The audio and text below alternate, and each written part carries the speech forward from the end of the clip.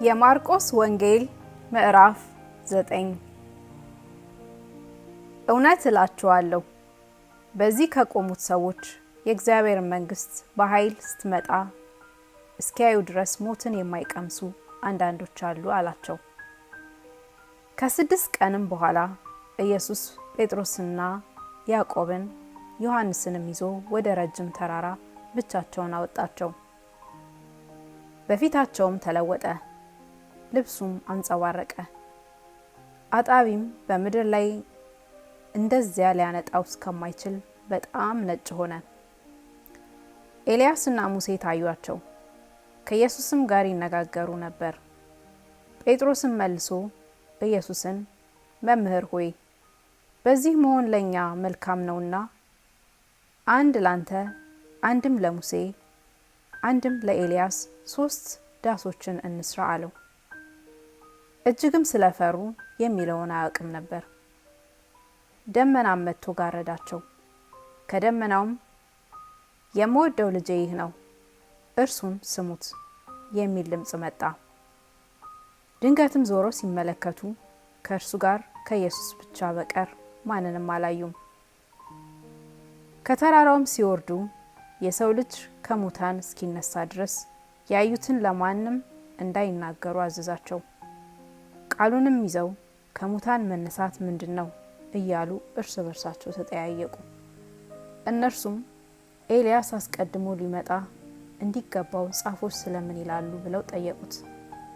እርሱም መልሶ ኤልያስማ አስቀድሞ ይመጣል፣ ሁሉንም ያቀናናል፣ ስለ ሰው ልጅም እንዴት ተብሎ ተጽፏል፣ ብዙ መከራ እንዲቀበል እንዲናቅም።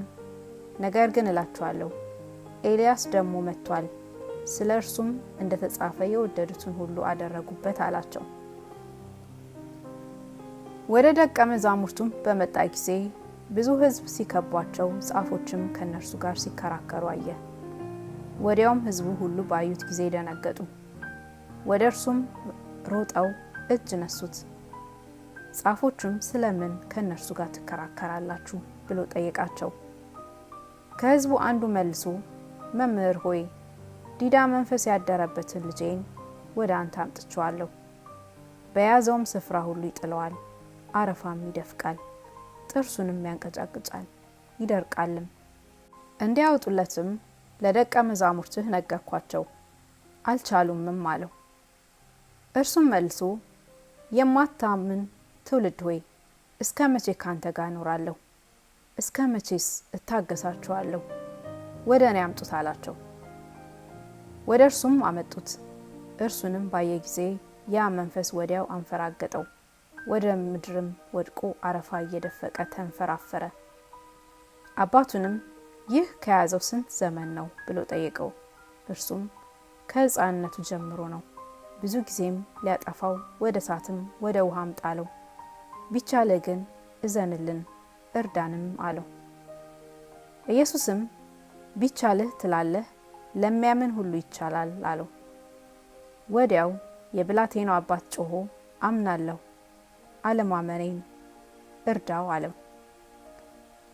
ኢየሱስም ሕዝቡ እንደገና ሲራወጥ አይቶ ርኩሱን መንፈስ ገሰጸና አንተ ዲዳ ደንቆሮም መንፈስ እኔ አዝሃለሁ፣ ከእርሱ ውጣ፣ እንግዲህም አትገባበት አለው። ጮሆም እጅግም አንፈራግጦ ወጣ።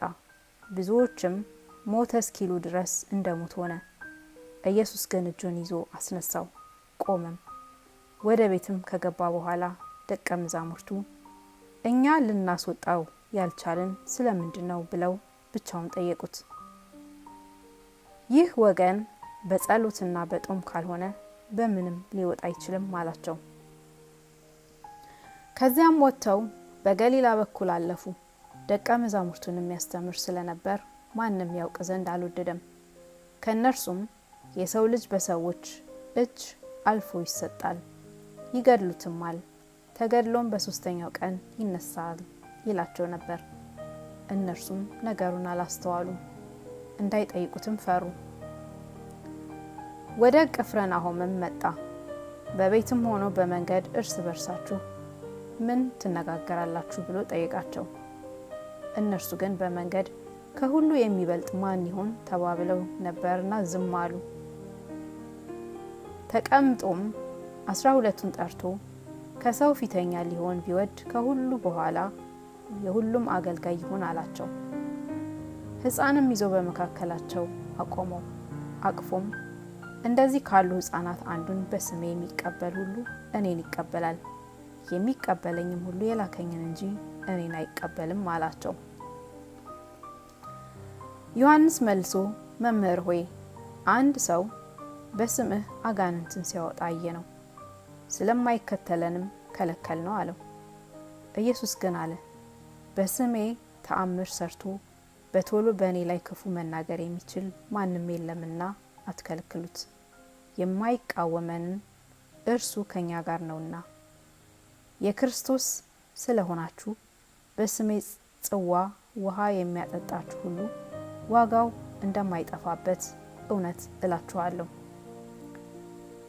በእኔም ከሚያምኑት ከነዚህ ከታናናሾቹ አንዱን የሚያሰናክል ሁሉ ትልቅ የወፍጮ ድንጋይ በአንገቱ ታስሮ ወደ ባህር ቢጣል ይሻለው ነበር። እጅህ ብታሰናክልህ ቁረጣት። 2 እጅ ኖሮ ትላቸው ወደማይሞትበት እሳቱም ወደማይጠፋበት ወደ ገሃነም ወደማይጠፋ እሳት ከመሄድ ጉንድሽ ሆነህ ወደ ሕይወት መግባት ይሻላል። እግርህ ብታሰናክልህ ቁረጣት። 2 እግር ኖሮ ትላቸው ወደማይሞትበት እሳቱም ወደማይጠፋበት ወደ ገሃነም ወደማይጠፋ እሳት ከመጣል አንካሳ ሆነህ በሕይወት መግባት ይሻልሃል። ዓይንህ ብታስተናክልህ አውጣት። 2 ዓይን ኖሮ ትላቸው ወደማይሞትበት እሳቱም ወደማይጠፋበት ወደ ገሃነም እሳት ከመጣል አንዲት ዓይንህ ኖራ ወደ እግዚአብሔር መንግስት መግባት ይሻልሃል። ሰው ሁሉ በእሳት ይቀመማልና መስዋዕትም ሁሉ በጨው ይቀመማል። ጨው መልካም ነው፣ ጨው ግን አልጫ ቢሆን በምን ታጣፍጡታላችሁ?